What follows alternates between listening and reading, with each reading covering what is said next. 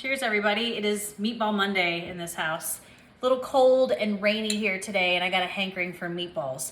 I actually have a hankering for meatballs all the time. I love them.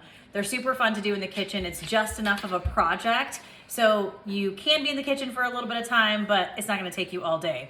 This is my version of meatballs, taken from several recipes that I've pulled over the years. And I've actually made them before on here, and I feel like every single time I make them, they're just a little bit different. So this is today's version. I always start with a bowl of grated onion with the juice. I think it makes such a huge difference when you're making meatballs. Sometimes I use Italian sausage and beef. Sometimes I use just ground pork. Sometimes a little bit of both. That sometime is today. A pound of ground beef and then 1.5 pounds of ground pork because I want the extra moisture from the pork. So this goes in to your bowl of grated onions. And then I just kind of spread this out a little bit. Get in there, kids. And then what I'm gonna do is salt all of this so it has equal distribution of salt before I add in all my other ingredients. Okay, y'all, I'm back. I had to wash my hands. So again, salt this.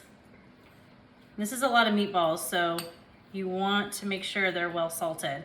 And before I roll these, I always make myself a little patty and fry it up to make sure all the seasonings are good before I put all of them, roll all of these into balls. So we've got the grated onion with the juice, the beef, the pork, 2 eggs.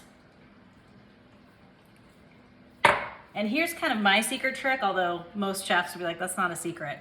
Sour cream. It's kind of a game changer when it comes to meatballs. How much? About that much. I don't know, maybe a healthy 1/2 cup. And then a couple of teaspoons each, crushed red pepper. These are a little spicy, but they're good. The red sauce that I'm gonna make is not that spicy, so I feel like the balls and the sauce, it kind of balances everything out. And then 2 teaspoons of fennel seed. Now, if you do Italian sausage, you don't really need the fennel seed or the crushed red pepper because it's kind of already in there. A good amount of grated Parmesan.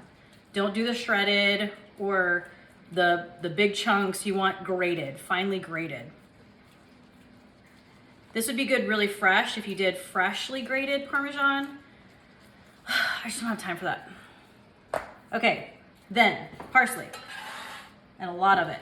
Flat leaf parsley, curly parsley. I've used both and they're both delicious in the meatballs. So whatever you have. Is that it? I think that's it. Okay, then we're gonna mix this up with your fingies. Mix everything up so it's well incorporated. Then you're gonna add plain breadcrumbs and just add enough breadcrumbs until everything comes together and it's not soupy, but it's not super dry. It's that Goldilocks meatball mixture. So breadcrumbs have been sprinkled in and this is what we're looking for.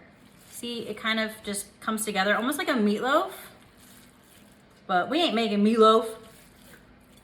So like that, a big ball of meaty goodness.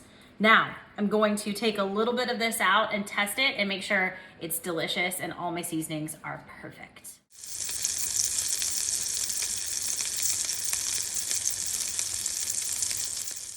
So I'm glad I did that little test because these needed more salt and more breadcrumbs. So there you go, that's why you do it. On a baking sheet with parchment paper and a little drizzle of olive oil for flavor, form out your balls into whatever shape you like. Now you can pan sear these like in a pan or in a pot like that guy that you're gonna cook your sauce in. I've done this in a slow cooker where I've seared off the meatballs before I've made the sauce. But lately I'm really digging the oven method.